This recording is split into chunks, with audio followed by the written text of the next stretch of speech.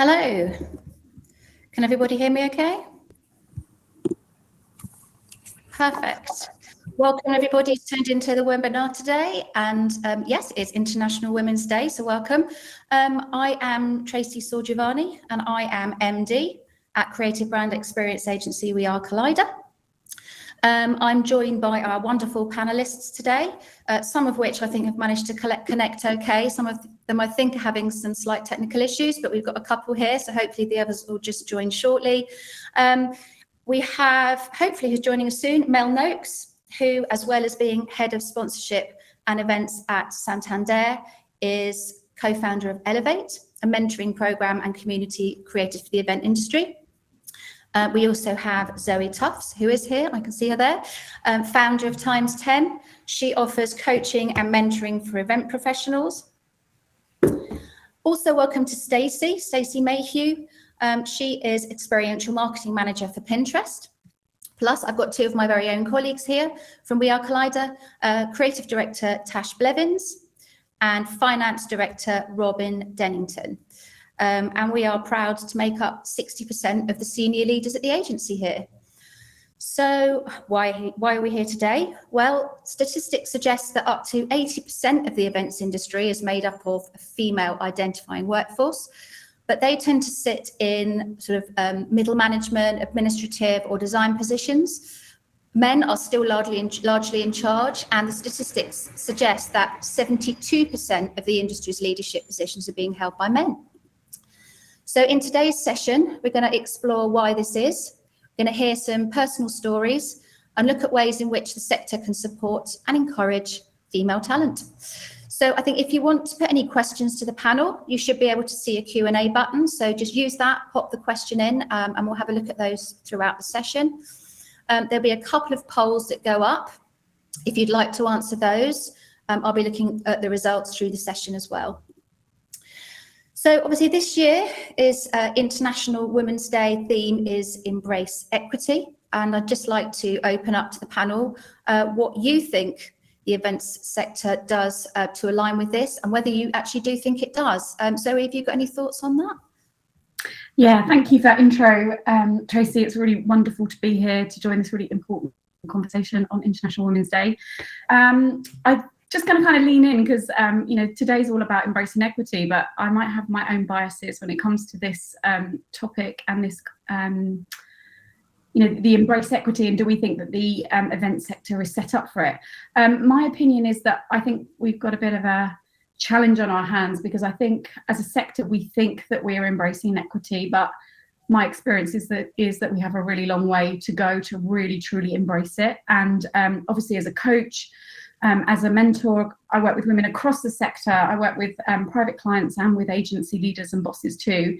And I'd say that 97% of my clients are female women working in events, slightly different on the agency leaders side. But I help a lot of people with their career progression, and my gut feeling is that career progression for women is tougher than it needs to be.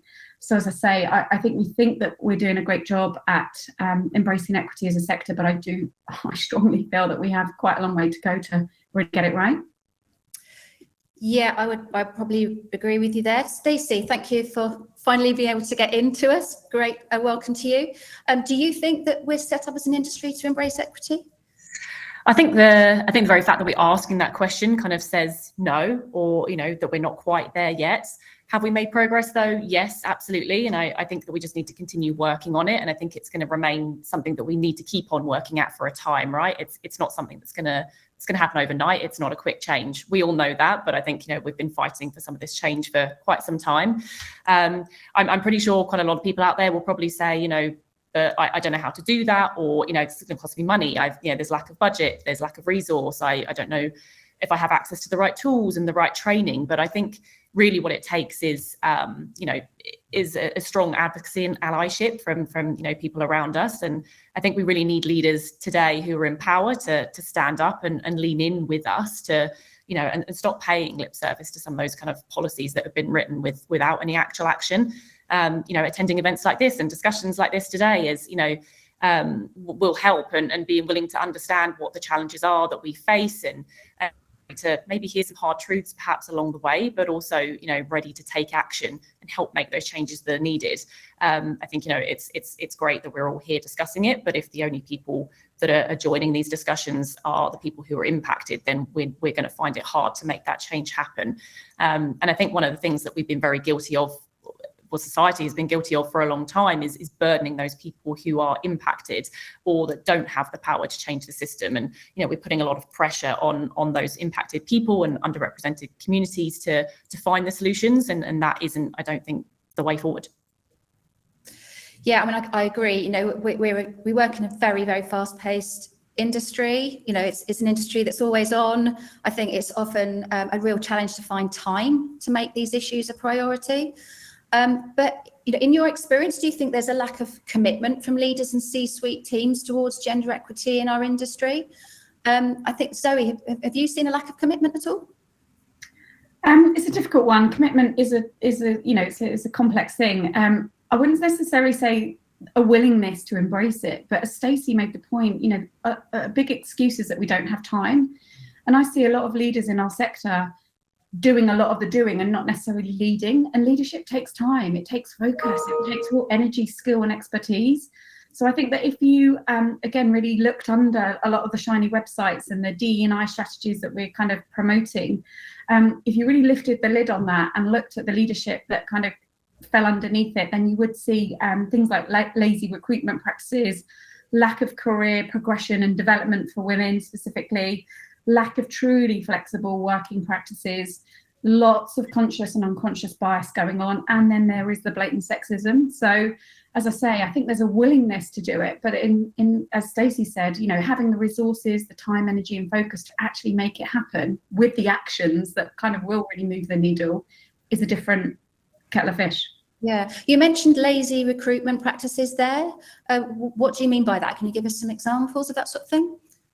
Well, what I tend to see is us all recruiting in a hurry. You know, we're kind of lastminute.com when it comes to recruitment. We need people yesterday. And there's this whole thing about the oven-ready candidate. You know, we're not recruiting in a nearly enough diverse enough manner. You know, recruitment is a specialist skill, and lots of people think they're great at interviewing. Lots of people think they're great at recruitment, and it turns out they're not even close to good. So, you know, that cut and paste approach to recruitment really does need to change if we're really gonna change things up. And again, if you really started to unpick your conscious and your unconscious bias when you're recruiting, you'd be so surprised by how much that impacts the decisions that you make when you are in that. Yeah.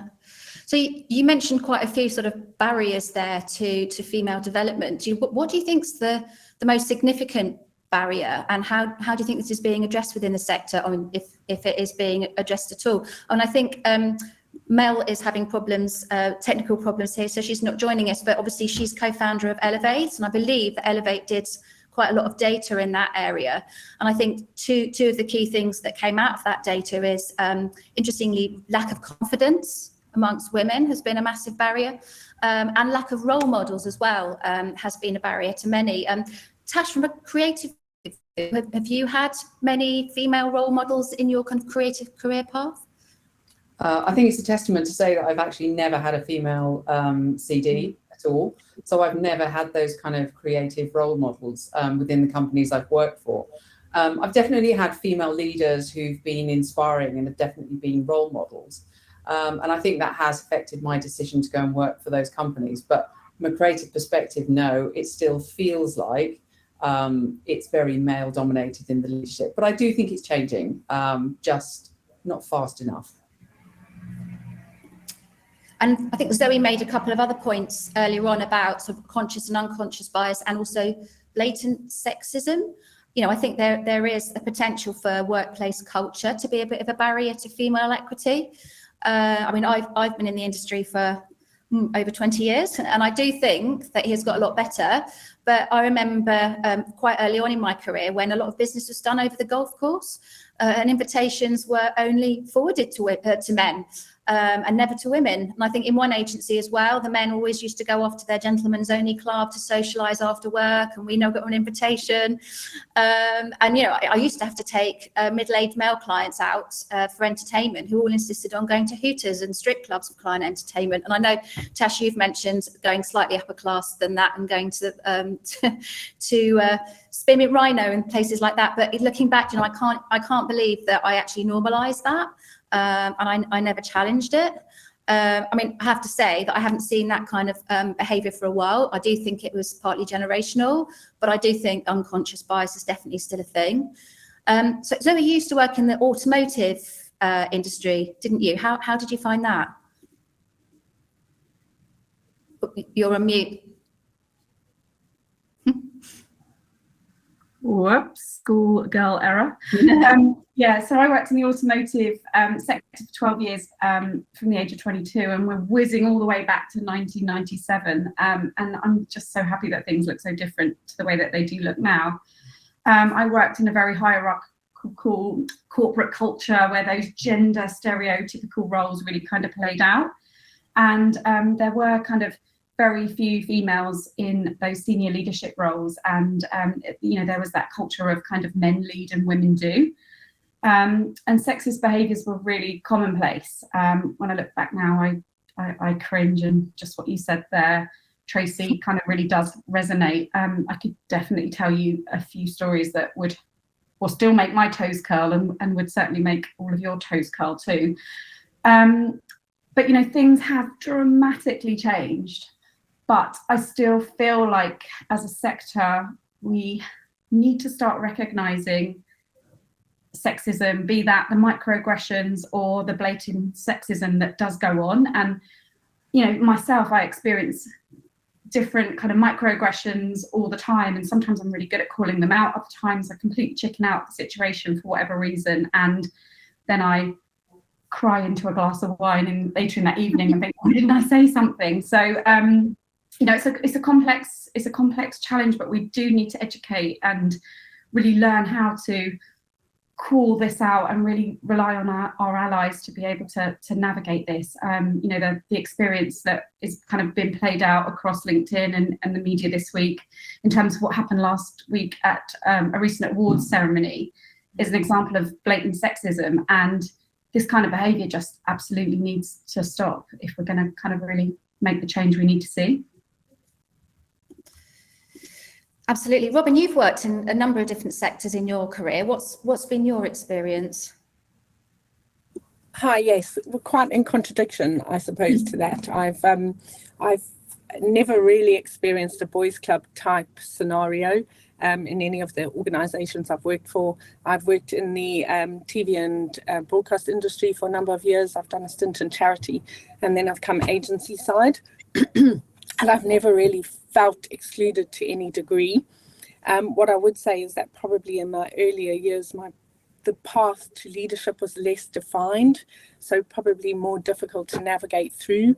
I'd also, I think perhaps women hold themselves back a little bit, a lack of assertiveness, a lack of self-confidence, and a sort of reluctance to speak up and ask for what they want or what they need. And I think, like with any bias, we should call out that behaviour and encourage women to lead, encourage them to speak up and give them the visibility and the platform to do that.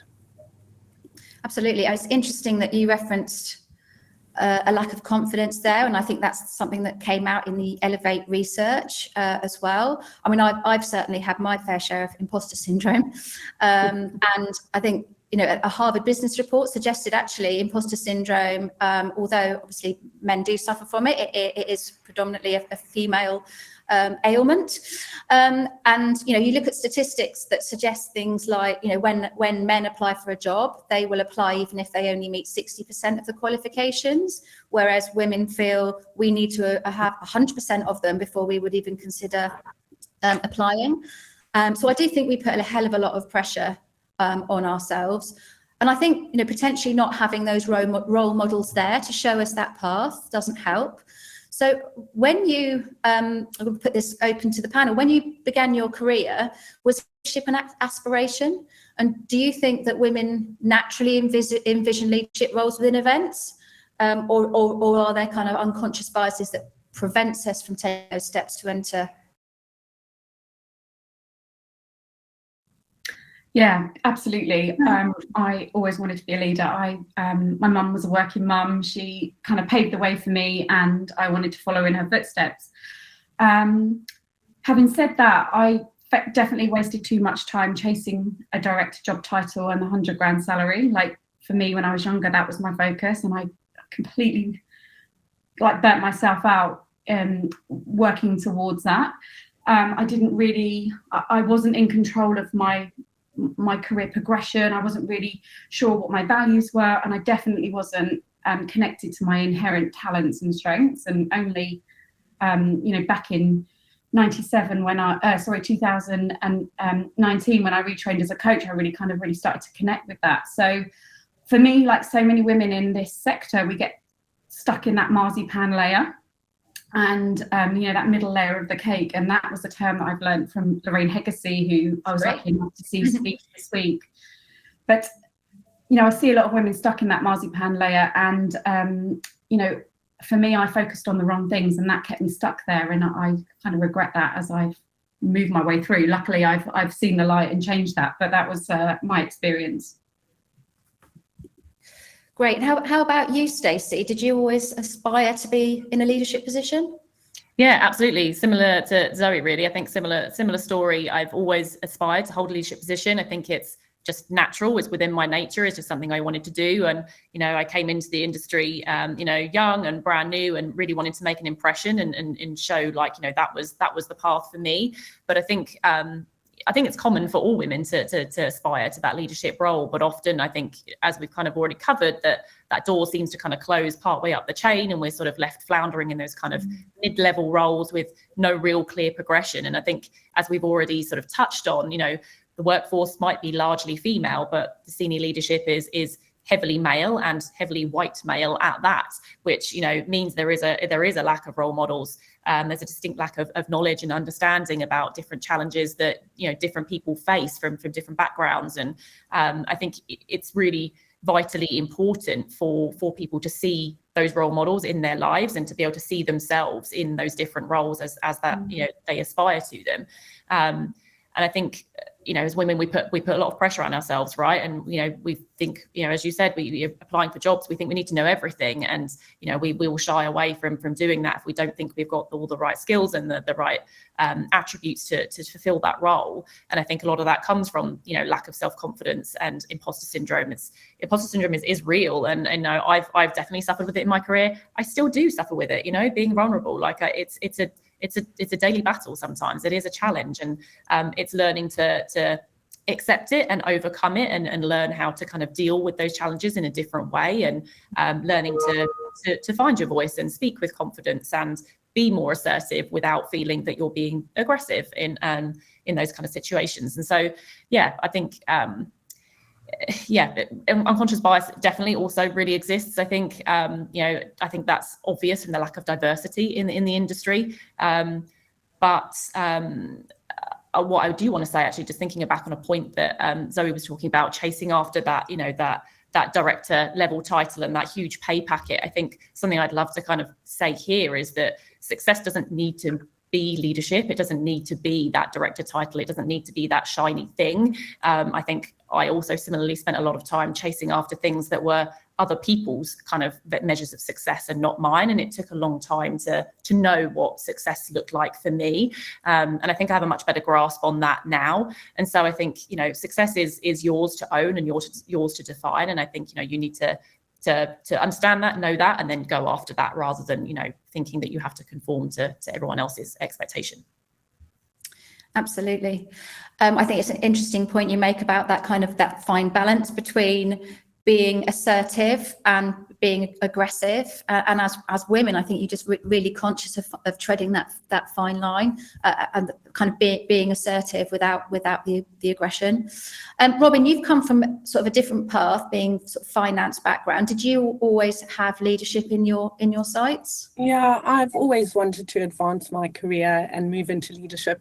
I think quite early on in my career, I worked in a business that was that had a female MD and owner, and I think having that person there that shows you it's possible, they're visible, it adds a tangibility to that goal of yours, and I think it's really good to have women in those leadership positions to encourage other women to move up to them as well. Yeah, absolutely. How about you? How about you, Tash? Did you have that in your sights? A CD No. role?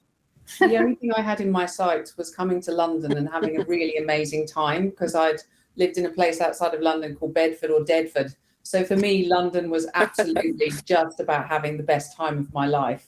And yes, there was definitely that sense of kind of moving up, but that was really just for the financial, materialistic aspects that it could buy.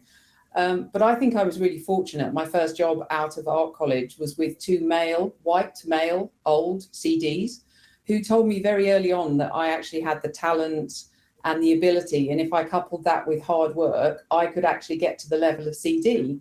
So really, I can credit them with lighting the fire under my kind of leadership aspirations. And I'm going back a long time now. They really didn't see gender as an issue, and neither did I. And I think that sort of, that's always been my kind of cornerstone, really, is my first experience was a very positive one. And that really set me in good stead for what was to come. Great. Yeah, I mean, from my own personal experience, I think, I did want to be a leader, but I think it took me a long time to have the confidence in my own abilities to think that was a real option for me. But I think having really good male and female role models giving me that confidence has been really important. I don't think it's exclusively female role models that's given me that confidence. I just want to stop the flow for a minute and just have a look at some of the questions that were being asked. I think there was one that I saw that was interesting that I can't actually see now, but it was about how clients can help come on the same journey as us in terms of embracing equity. And we've been talking about it from kind of an agency perspective. Obviously, you are a client, I guess. You're coming from a client standpoint, Stacey, and we have experienced a number of new business pitches actually, where there has been a requirement to demonstrate how we are as a business embracing equity, and we are coming forward with a very balanced team in terms of who's responding to pitches. Stacey or Zoe, have you got any suggestions on how clients who are using agencies can also be working to embrace equity? I think it's a really good question. And as you pointed out, it is something that we do look for and ask for, but I think, Zoe, I don't know. I just want to ruminate on it a second to think about it. Yeah, well, again, I'm so glad that things have moved on a bit, because when I was working back at Toyota head office back in the day, we used to sit in the events team and we used to hear the clip clop of the brown brogues coming up the corridor, and we used to say, "Oh, here they come, the brown brogue brigade," and the Saatchi boys would all come and tell us how to do our jobs and show us, it was amazing creative, but, things have definitely changed, and that agency and client relationships have changed. And I think thinking back, and thinking to how I would behave now as a client, I would definitely look for diversity as a massive asset to any team that I wanted to engage with. That diversity of thought, that diversity of ideas, and the energy and the creativity that can bring would be a massive asset for me in wanting to work with any agency. And I think clients are, in my experience, clients absolutely, that's what they're looking for, and that's what they expect from their agency teams. And again, that agency client relationship can become very close, and you talk about working in true collaboration and true partnerships, and your agency becoming an extension of your team.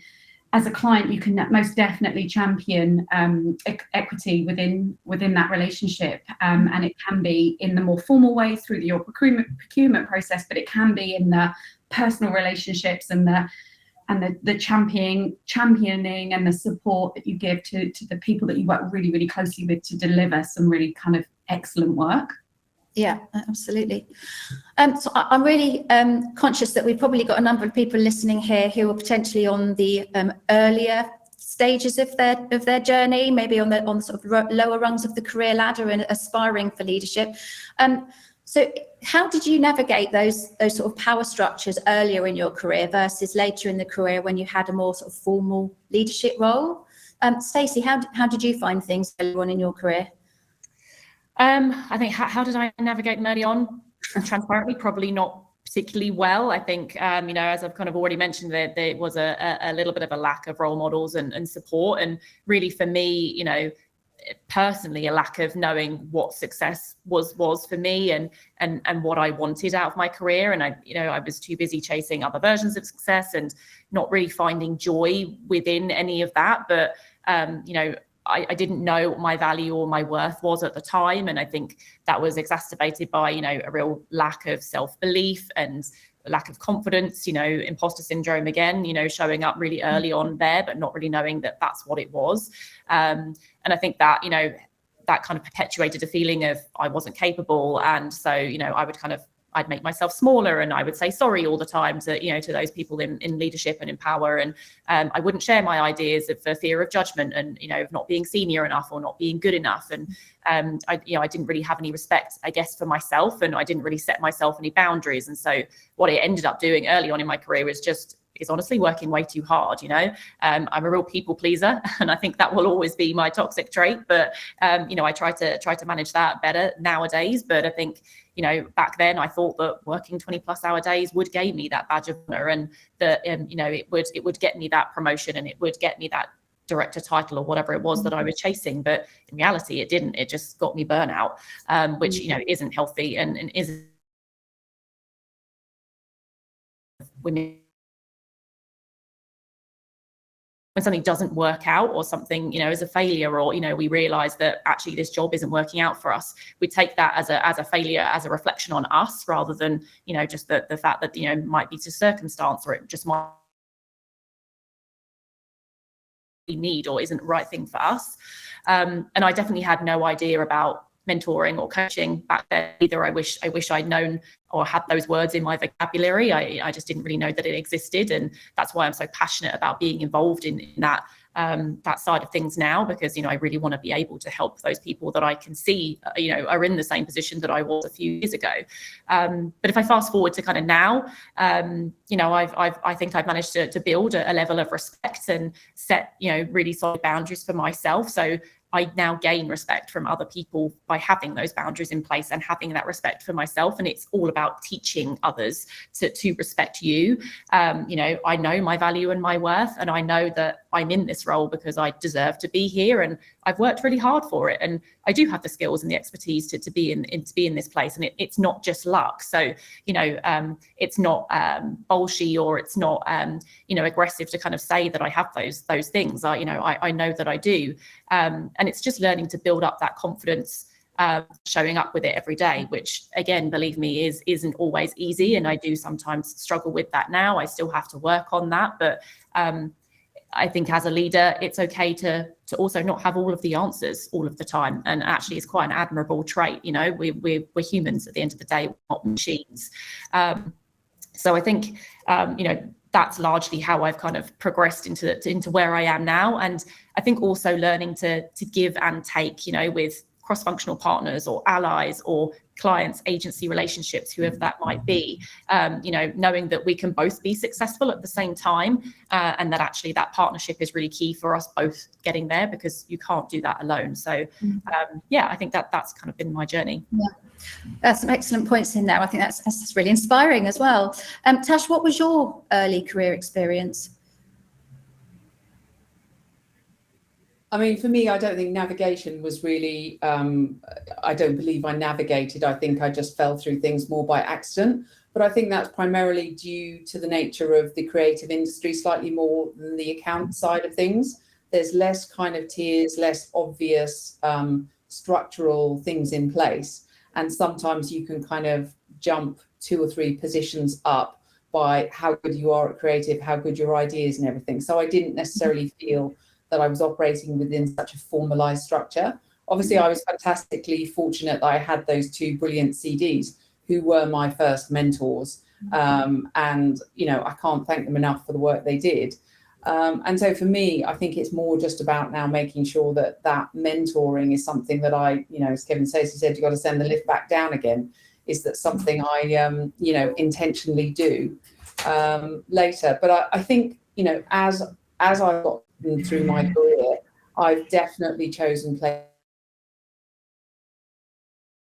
of structure, and it's much more informal. It's much more a flat structure that gives everybody the opportunity to kind of raise their hand and contribute and collaborate, rather than kind of bigger, more formal agencies. So I don't think navigation and power structure, certainly within the current agency and with We Are Collider, it seems to flow. It seems very natural and harmonious, more so than big network agencies that I've worked in the past, where there seems to be much more of that, you know, clamber over your colleague's cold dead body to get to the next rung up the ladder. Thank you. I'm just going to hop over to have a look at some of the polls. It's really interesting. We asked, have you personally experienced or witnessed gender bias or discrimination in the experiential industry? And 75% said yes, they have experienced it firsthand. And the remaining 25% are saying they have witnessed it happening to someone else. So there's literally nobody who said they have not experienced or witnessed it or didn't want to answer the question. So there we are. That's interesting. And the second question that we asked is, what do you think is the most effective? Top answer was provide more opportunities for training and development. The second, that was 50%, said that. 33% said that increased representation of women in leadership positions, and the remaining 17% said address gender bias and discrimination within the industry. So I think that feeds into some of the topics that we've already been discussing.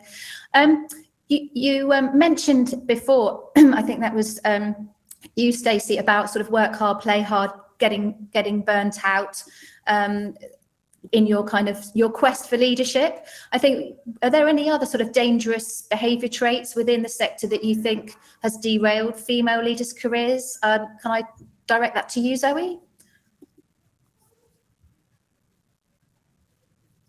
Come back off mute again, remembering to touch that button.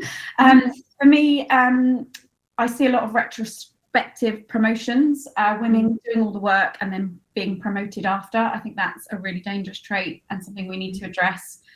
As I say, career progression and development, specifically into leadership role, doesn't happen easily for women, in my view. I also see women being sidelined for recruitment or promotion because there is a fear of you know, that woman becoming pregnant or going off on mat leave. Like, to me, just saying that out loud sounds really archaic, but it is happening and it does exist. So again, like, these are the things that we need to kind of get under the skin of and really kind of understand and address, because they are the traits that we need to challenge to really make a difference. Absolutely. So I mean, I'm mother of a couple of teens, and when they were really tiny, it wasn't even a question that I would be the one that put the career on hold to take care of them. Excuse me. I mean, I went back to work part-time when they were about 8 months old, but I was still the one arriving late, leaving early to accommodate nursery drop-offs and pickups. I think despite the agency I work for being really flexible around this, my career definitely stagnated, and I did see people who I'd recruited sort of unmentored and spent time on whizzing by me on the career ladder. I mean, I think it goes without saying really that I think parenthood is a particular obstacle for mobility within this industry that never sleeps. Tash, you're a mum. Did you find that? 100%. I think it's a huge obstacle. I think if you don't have a highly supportive partner, it's very challenging. And if you're a single parent, I imagine it's near insurmountable. I do think things are changing though. I do think post-COVID, people have a slightly different approach to the whole work-life balance, but it's still incredibly challenging to have kids, you know.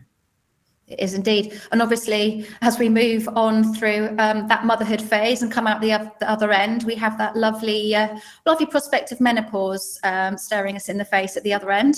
And I think as obviously more senior women are likely to come with those years of experience, they're more likely to be older. Do you think that there is a lack of understanding and support around menopause has driven women to leave the industry? Zoe, did you find that? I think, again, this is a bit more of a complex issue. I was sitting on a menopause roundtable yesterday with industry leaders, and we had such an interesting debate around this. And again, I don't think there's a lack of willingness to tackle this challenge, or necessarily, I mean, we definitely need to drive up the awareness and the education, but unless you've been living on Mars, it's going to be difficult to not take notice of the menopause conversation and the menopause mandates and the things that are happening in the media and the wider sector. But again, I think this is about making it specific to the challenges that we face in this sector, which are the long hours and the time on site, which makes navigating the menopause really, really challenging. So I think there's definitely loads of work that we can do in terms of awareness and education. I think, again, that policy writing feels to me like a bit of a tick box exercise at the moment. And what we need to do is break the stigma of menopause, which I think is attached to ageism that's going on in the sector. There is ageist behaviours and challenges within the sector. Writing women off essentially in the prime of their career, to me, is just insane. But also creating those environments where women feel safe and empowered to ask for the support that they need to navigate this kind of moment of vulnerability in the physiological symptoms that they're experiencing. So I think policy writing, education and awareness is one thing, but I really think the hard work needs to go into creating that safe environment, because as women in the sector, we have, we fight for equity, we fight for equality. So we're nervous about showing any chinks in our armour, any moments of vulnerability, because we know that will impact our career progression opportunities. So that's the thing that we need to break down. We need to remove the stigma. We need to celebrate the experience and the talent of the older females that we have in our sector. But also, menopause can affect you much younger in your journey as well. So, it's a complex topic, and there's loads and loads of more work to be done there. But I do think that there is, change is happening. But again, we just need to make sure that we stay focused on it and give it the time, energy, and dedication and expertise that it needs to actually make a difference. Absolutely. So I'm conscious that time is ticking away, and I just want to kind of move on to something more practical and have a think about what businesses can do in our sector kind of on a tangible day-to-day level to drive gender equity. Robyn, have you got any particular thoughts in that area? Yes, I do. I think gender equity needs to be embedded day to day in everything that we do. We need to build a culture in the company that highlights the importance of gender equity, highlights the benefits of having that, as well as diversity and inclusion. We're not just talking about men and women here. I think equal compensation is an easy one, and also working flexibly, but allowing that across all genders, so that all genders can participate in the responsibilities that come with parenthood and having to fetch children, giving them both the chance to take their turn. I think also encouraging that path to leadership. Mentorship programs have been mentioned so many times today. I think that's really important and a really useful tool. And also assigning women to strategic initiatives within the business that gives them within the leadership team as well, that gives them visibility to the rest of the business as well and gives them a chance to flourish. That sounds great, and I think Zoe, obviously, from what you do as a counsellor and a guidance person, I think you've probably got some interesting thoughts there. Yeah, I think all of this takes time and focus, and again, I just see this big excuse of we don't have time or not enough time, and that's not good enough. Make time. This is a people industry. There's so many women and marginalised groups that we need to better support. So across the industry, we need to make more time for this. So stop and really think about it. we need strategies in place, and we need to implement those strategies to really be able to make the change. I mentioned recruitment before, but like if you really thought about your recruitment process and asked yourself, is this equitable? Are we making the changes we need to see here right across the recruitment process? So attract, assess, select, on board. Are you doing enough to really address that? And I think if you did ask yourself that question, you possibly wouldn't even get past the attract stage with a fully rounded answer on how we get there. So for me, it's less talking and more action, like making time to really break this down and make it really specific to our sector is where I think we'll see the biggest change. Absolutely. And finally then, sort of obviously as leaders in this sector, how do we leave space for the women who come after us and avoid sort of pulling up that ladder when we reach the top? Zoe, I'm assuming you're going to talk about mentorship in this point. Yeah, I think we've covered it. Like, it is so important to have mentorship. And again, the beauty of mentorship is it's very specific to this sector, because this sector has very specific needs. And mentorship is incredibly powerful. And I'm not just talking about mentorship up the way, but reverse mentorship as well, because we need to be really in tune with what the next generation of talent coming through demands, because the world of work has changed, people's expectation of work has changed. We really need to stay attuned to that. I think that's going to, making coaching, making mentoring really accessible early on for people in their careers, not just a leadership development program, but really kind of carefully thought through coaching, mentoring, and career progression and development plans for people will really, really help. Absolutely. And I think, we also have to acknowledge that our industry still isn't diverse enough. And I'm not just talking about gender diversity here. I think, let's be honest, this panel is it is all white women. And we have to, I think, champion each other and actively support and sponsor women of colour, women of different ethnic and socio-economic backgrounds, really help them find that way in. Help them to be brave, to be visible, help them to kind of step forward and be counted. And I think having that support around them and having those kind of mentors around them is incredibly important. And I think we've probably got time to just tackle one last question from our listeners. I think this is interesting. What role do you think that male allies play in promoting greater gender diversity and senior leadership roles in the events industry? And what can we do to engage and enlist their support? Has anyone got any points that they want to make on that? Obviously, we've talked about women a lot. How can the men help us? I'm happy to dive in. This can't happen without men having a seat at the table. And, it has to be a very rounded, inclusive conversation. And I think that's the key to it. I think it is about the conversation. It's about making time for the conversation, making time for the debate, the challenge, and encouraging men to get on the train and to be part of it. I think that's the challenge. But for me, the biggest challenge is time, like making time for it, making it a priority, and actually really backing up all of those conversations with actions is the key to it. Absolutely. So I think we are almost out of time. I know that there were a number of questions on here that we haven't got to, but if you did answer a question that was unanswered, we will try and get back to you directly. So don't worry about that. But I just want to give a huge thanks to all our panelists today. You've been brilliant. And everybody who took time to join us today. I think, we love working in the events industry and the experiential industry. It's a fantastic one to be in. And I think having those diverse opinions, those experiences from across all sectors of society is so important to generate a really strong future for our sector. So thank you for taking time to discuss such an important topic. Thank you, everyone.